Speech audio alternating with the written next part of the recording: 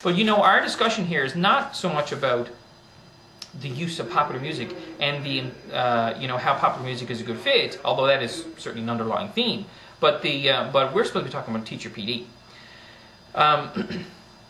You made a question. You made a point. First of all, in my opinion, to be truly learner-centered, there's a shift in the question that a teacher would ask before they ever walk into the classroom. And I found myself when I became more aware of being learner-centered, and I started to turn in that direction very aggressively, I found myself saying to myself, instead of saying, what do I need to teach when I'm preparing a lesson plan, I found myself asking the question, what will the students be asking me for? So that question is in my opinion, that's a pretty heavy topic, because if I'm asking the question, what do I need to teach? Well, that's all written out. That's hard facts. You know, you're going to cover a certain topic. Well, here it is. This is what we're going to cover, and I feed it to the kids. That's not learner-centered, but it is very secure.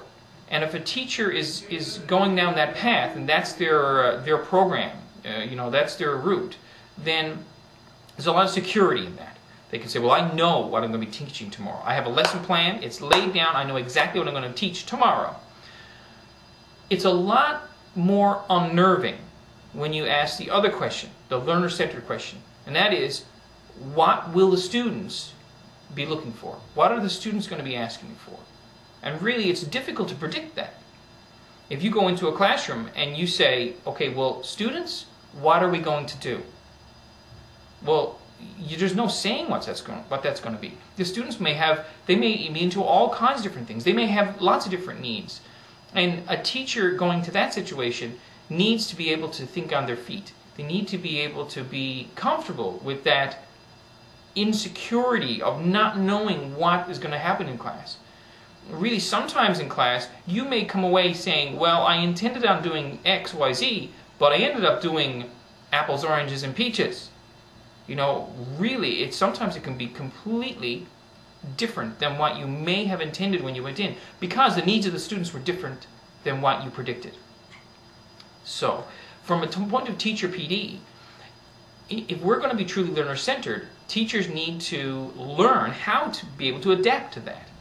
And I don't think that that's something that you either have or you don't. I think that's something we can all get used to. You know, being able to think on our feet, being able to adapt to the kids' needs, to be able to be flexible, so that we can be truly learner-centered and not teacher-centered. Because once again, back to the question, if you say, what am I going to teach tomorrow? Well, that's teacher-centered. Or the other question is, what do the students want? What will the students want tomorrow? Well, that's learner-centered.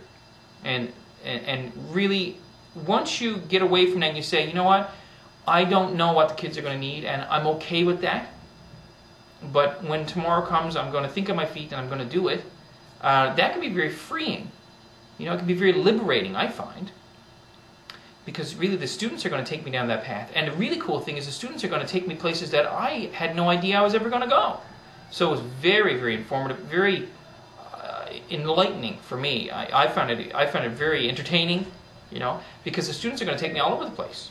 Okay, so anyway, that's one thing with teacher PD. Teachers got to be able to be flexible, have to learn how to be flexible, and maybe in post-secondary training programs, we can see more of that happening. Where instead of preparing a lesson to be presented in the class for your course in university, perhaps we could see the teachers walk in, the new teachers, the training teachers walk in, and a professor say something like, okay, today I want you to talk about guitar. What is it? And, okay, in the next group we're going to talk about, pull a random thing out of a hat, we're going to talk about jazz music, or whatever, within reason. But anyway, teaching people to be able to be more flexible. Now, another point you made is a very legitimate point, is the issue of novice versus expert. And I know that I'm not an expert on a lot of things we cover in my music classes, because there's just no way it can happen. If students take me in places where I've never been, so how can I possibly be an expert?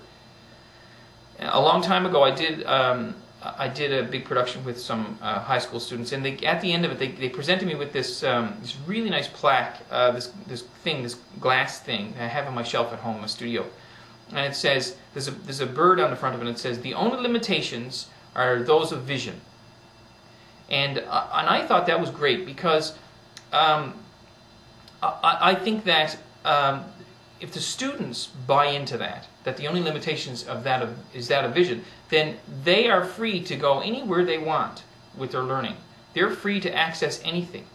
And if I'm going to be truly a facilitator to their learning, I can't predict where that vision is going to take us. So there's no way possible that I could ever be an expert. I couldn't pretend.